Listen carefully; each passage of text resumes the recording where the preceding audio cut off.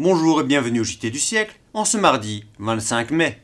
Le président de la République devait inaugurer hier, ainsi que nous l'avons énoncé, le monument élevé à Montbrison à la mémoire du sénateur Raymond. Son voyage a été malheureusement interrompu par un pénible accident qui aurait pu causer la mort de Monsieur de Chanel. Le président est en effet tombé du train en pleine marche dans la nuit, et c'est un prodige qu'il ne soit pas tué dans cette chute. Hâtons-nous de dire, avant de relater les détails de cet étrange accident, que Monsieur de Chanel, bien qu'il ait éprouvé une très violente commotion, n'a cependant que des contusions sans gravité. De toutes parts, en France et à l'étranger, les témoignages de sympathie affluent à l'Élysée. Le président de la République devait inaugurer aujourd'hui le monument dédié au docteur Raymond, sénateur s'étant fait l'apôtre de l'aviation militaire. Il s'était engagé en tant que pilote durant la guerre et est mort sous les balles allemandes. Dimanche, ses collaborateurs demandèrent au président de ne pas accomplir le voyage, mais pris l'avis de son médecin, il ne crut pas, au dernier moment, devoir se dérober à la promesse faite, et il partit. L'horaire du train présidentiel partit vers 21h. Monsieur de Chanel, indisposé, causa avec messieurs Stig et Flandin jusqu'à 22h15. Puis, il donna à son valet de chambre l'ordre formel de ne pas le réveiller avant 7h le lendemain. Il se déshabilla et se mit au lit.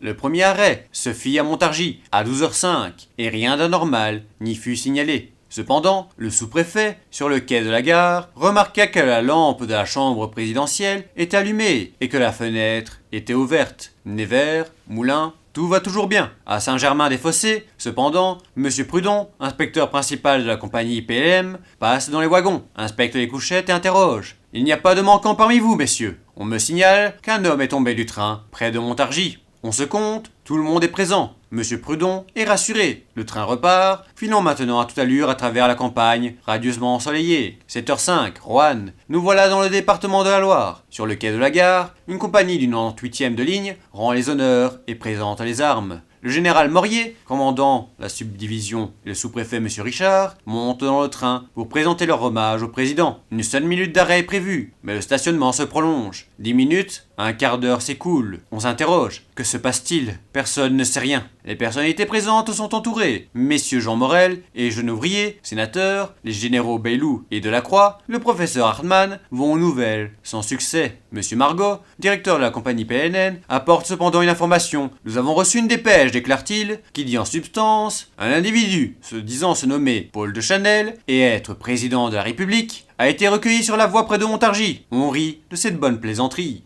Cependant, on voit le général Pénélon et M. Stig courir au téléphone, l'air soucieux. L'inquiétude grandit et, brusquement, la vérité éclate. Brutale, stupéfiante aussi, mettant une pâleur soudaine sur tous les visages des personnages officiels qui se regardent concernés. Le président n'est plus dans le train. Dans le wagon présidentiel, le lit est vide et la fenêtre ouverte. Il faut se rendre à l'évidence. L'homme signalé, comme tombé du train, c'est bien le chef de l'État, et c'est à lui seul que personne n'a songé. L'émotion est intense.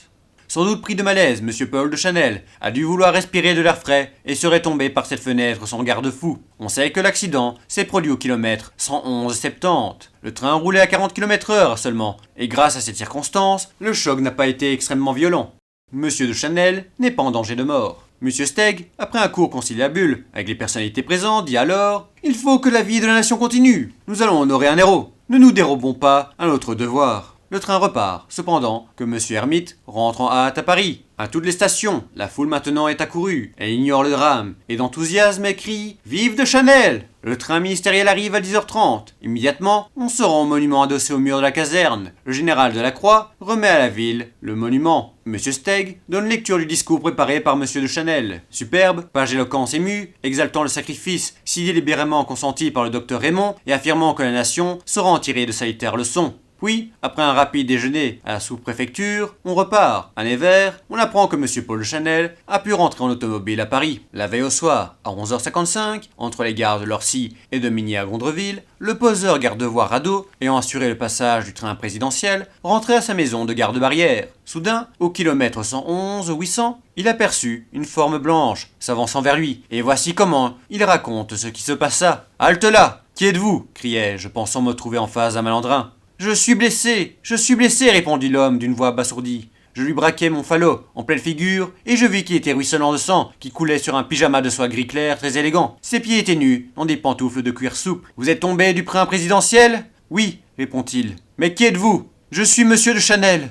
Je demeurai stupéfait et, ma foi, bien incrédule. Enfin, je ne vis qu'une chose, il était blessé et avait besoin de secours. Je l'emmenai, en le soutenant par le bras. Le médecin constata que le blessé n'était pas grièvement atteint et, quoique mal persuadé qu'il fût, en présidence du président de la République, prévint les gendarmes de téléphoner à la sous-préfecture. Ce n'est qu'au matin que ces messieurs vinrent chercher le président, puisqu'il paraît que c'était bien lui.